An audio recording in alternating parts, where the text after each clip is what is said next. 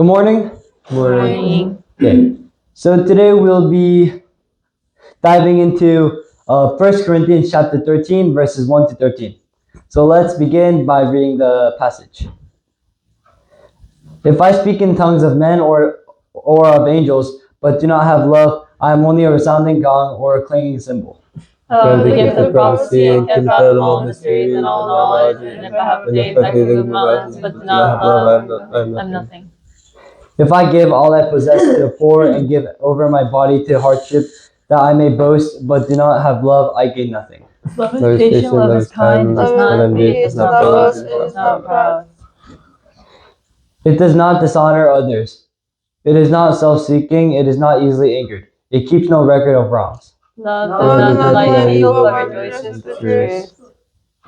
It always protects, always trusts, always hopes, always preserves. Love never fails, but when there are prophecies, they will cease. When there are hopes, will be stilled. Where there is knowledge, you will pass away. For we know in part, and we prophesy in part. But when completeness comes, what is in part spirits? When I was a child, I talked like a child, I thought like a child, I reasoned like a child. When I became a man, I put the ways of childhood behind me. For now we see only a reflection as in a mirror, then we shall see face to face. Now I know in part, then I shall know fully, even as I am fully known. And now these three remain: faith, hope, and love. But the greatest of these is love. All right, so that was the passage. Let's read the key verse, which is verse 13. All right, let's go. And now these three remain: faith, hope, and love. But the greatest of these is love. Okay, now I'm going to pray. Dear God, thank you for today's Sabbath day and for the time we have to gather and the place we have and please be with me to really lead a powerful Bible lesson today, and I pray in Jesus' name, amen. Okay, so I know the screen is glitching out a bit, but it's just going to stay on this slide, so it's fine. So the church, so can you guys tell me what 1 Corinthians is about? Like, do you guys know the context? Hello? You guys there? It's a letter. To who? The church. The church where? The Christian. Try to think of this. Look at the gospel name. So basically, this so the 1 Corinthians is a letter from Paul while he was in Ephesus to the church in Corinth. So the church in Corinth had many spiritual gifts. Some people could teach, some could prophesy, and some could speak in tongues. But instead of using those gifts to help each other, people were beginning to compete with one another. Some believers were acting like their spiritual abilities made them more important than others. So Paul wrote to correct their way of thinking. His message was very simple but very powerful. No matter what spiritual abilities a person has, if they don't have love, those abilities are worthless. So I'm going to read verse 1. If I speak in the tongues of men or of angels, but do not have love, I am only a resounding gong or a clanging cymbal. Now imagine that for a moment. Think about the sound of a loud cymbal crashing again and again. It's loud and it gets your attention. But after a moment, it becomes irritating, right? How would you like it if a loud noise kept on going over and over again? Would you guys like it? No, you guys wouldn't like it. So Paul is saying that even if someone had the ability to speak in many languages, if they didn't have love for others, their words would be like that of a cymbal, loud but empty. Then Paul continues in the next verse and raises the idea even higher. He says that if he had the gift of prophecy, if he understood all mysteries, if he had great knowledge, and even if he had faith strong enough to move mountains, but didn't have love, he would be nothing. Think about how strong this statement is. So Paul is basically saying that someone could have incredible knowledge of the Bible or great faith, but if they didn't truly love people, then in God's eyes, those things mean very little. So what does that tell us about God's values? Victoria, what does that tell us? Love. Yeah. God is love. Yeah, that tells us that God values love. So people often admire talent, intelligence, success, or spiritual experiences, but God is looking for something deeper. God looks at the heart, and the main thing he looks for is love. Amen? Amen. Okay. And in verse 3, Paul says that even if he gave everything he owned to the poor, and even if he sacrificed his own body but didn't have love, it would gain him nothing. Just like the first two verses, this teaches us the same idea. Even good actions can lose their value if they are done for the wrong reasons. So to give an example, someone might give money to be admired, someone might help others just to look good, but love is different. What do you guys think love means? Gloria, what do you think love means? I can't really put like a one definition, so yeah. Okay, then what do you know about love? It's sacrificial.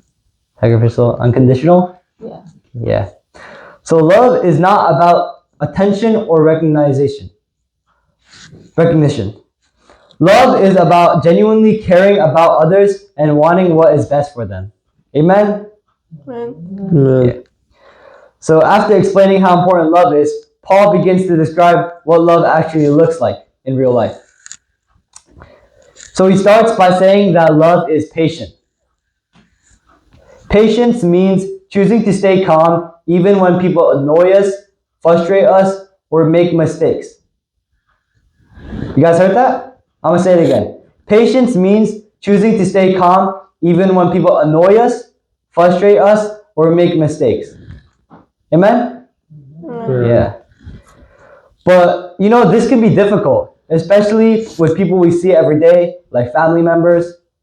But patience is one of the clearest signs that love is present. Amen? So let us all try to be patient with one another, even if we make mistakes or annoy each other. Then Paul says love is kind. Kindness is more than just avoiding harsh words. It means actively choosing to treat people with warmth, generosity, and compassion.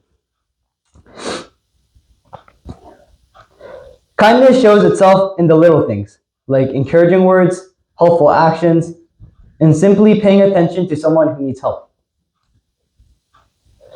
Then Paul says that love does not envy. Do you guys know what it means to envy? Jacob, what does it mean? Jealous. Yeah. It's basically, it's when you're jealous of someone. So envy happens when we feel unhappy because someone else has something we want.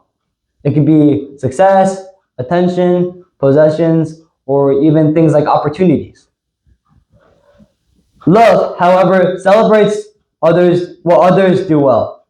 Instead of feeling jealous, love feels joy when others are blessed. Amen? And guys, wake up. Open your eyes. Can you show the verses on the screen? You want me to? Okay, sure. It's called meditating, James. I was trying to do what we do in UBF, You guys can pull it up on your phones if you want. All right. So next, Paul says that love does not boast and is not proud. Boasting is when someone constantly tries to show how impressive they are. Pride places ourselves above others. But love, on the other hand, is humble.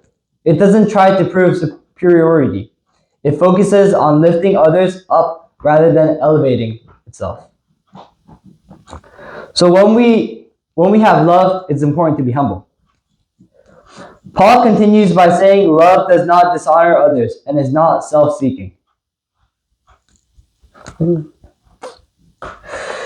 This is similar to the point earlier. That doesn't mean people who love never feel frustration. Sorry. Paul continues by saying love does not dishonor others. It is not self-seeking. That means love does not treat people disrespectfully. It doesn't manipulate situations just to get its own way. Love looks beyond personal advantage and asks what would be best for the other person. Then Paul says love is not easily angered. I think we all struggle with this problem, right? Being angered super easily. Right? Hello? Can I get a response? We blur, open your eyes. I'm meditating. Okay. So that doesn't mean people who love never feel frustration, but it means that they don't let anger quickly take control. Love slows down anger. It creates space for patience, understanding, and forgiveness. Oh, this is a super powerful line. It's that love keeps no record of wrongs. Do you guys understand what that means? Could you explain that, Gloria? It means keeping no records of wrong. Yeah, it's super straightforward, all right? I just wanted you to say it. In other words, love does not keep a running list of past mistakes. So like it doesn't keep track of who threw out the trash last, or like who threw out the recycling last. That's or, not a wrong though. I don't know, but like I'm just giving an example of like keeping track. Or say like Jacob like annoyed you or something. Love does not keep track of that. Or if Victoria made a mistake by using like something that you own, love doesn't keep track of that. Okay? So sometimes, or should I say a lot of times people hold on to old offenses and bring them up again and again. But love chooses to forgive. Forgiveness doesn't pretend that wrong things never happened, but it refuses to let those things dominate the relationship. Paul also says that love does not delight in evil, but rejoices with the truth. Love is connected to what is good and right. It celebrates honesty, justice, and integrity. Love is not comfortable with harm or wrongdoing, even when it might benefit us personally. Then Paul summarizes love in a beautiful way. Let me go to the verse. So 8 here. Oh wait, these are the verse. Okay. He says love always protects, always trusts, always hopes, and always preserves.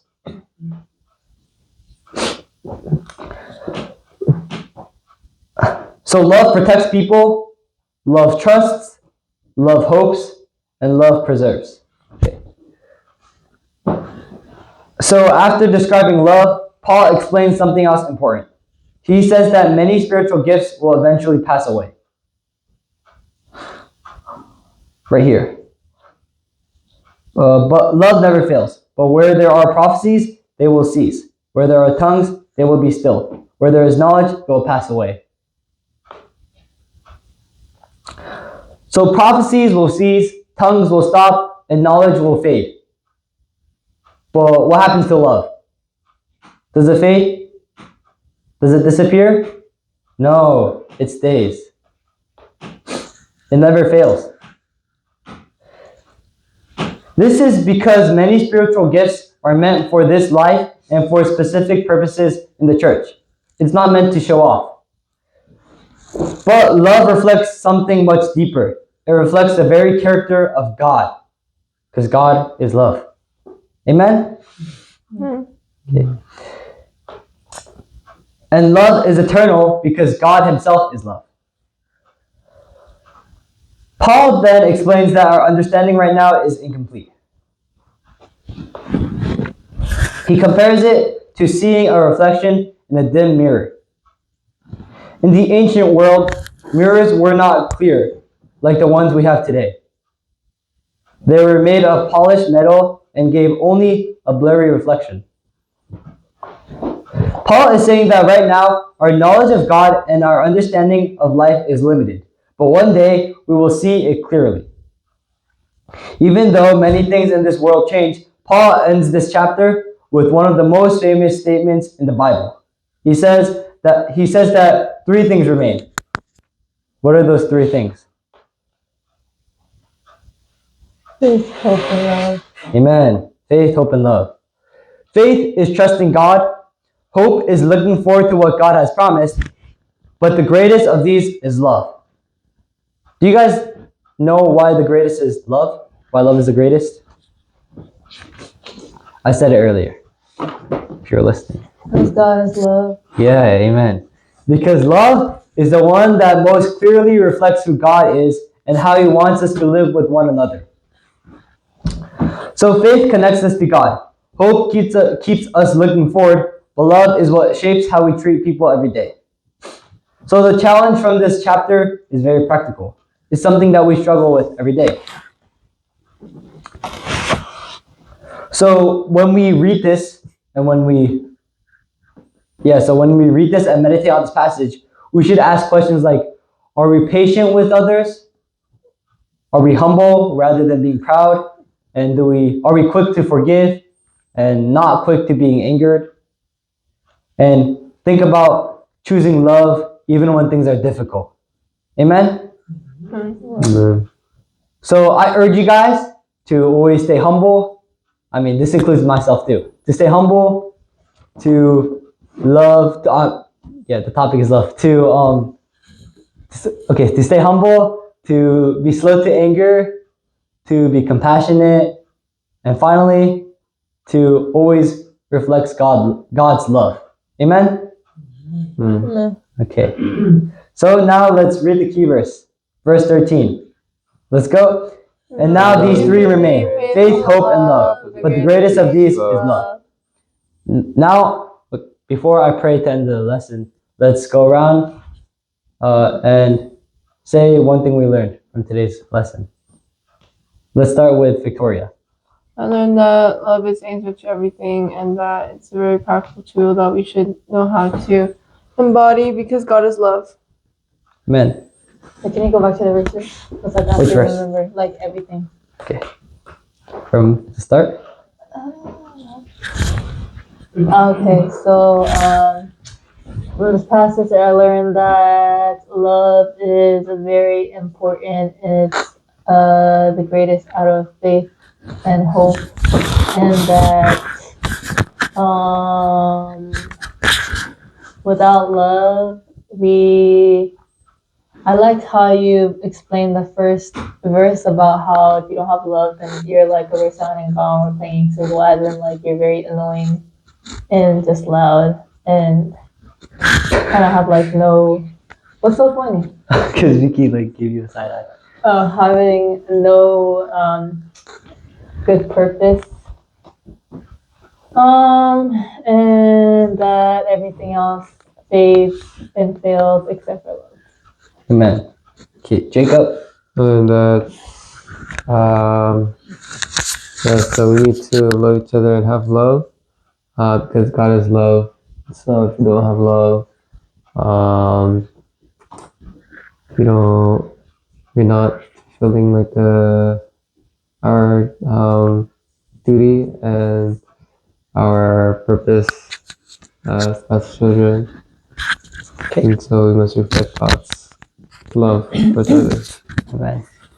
So today, when you feel like you're about to get super mad at someone, very quickly, let's try to think about this passage, this lesson we just learned, and forgive even when someone wrongs us. All right? Amen? Amen. Okay. Let's read the key verse again, then I'll pray. Let's go. And now these three remain: faith, hope, and love. But the greatest of these is love. Okay. Now I'm going to pray. Dear God, thank you for today's lesson. Today we learned that you are love, and we have to reflect that clearly in our life. Help us to be slow to anger, be humble instead of being proud, and to just reflect your love on others. I pray in Jesus' name, amen. Amen.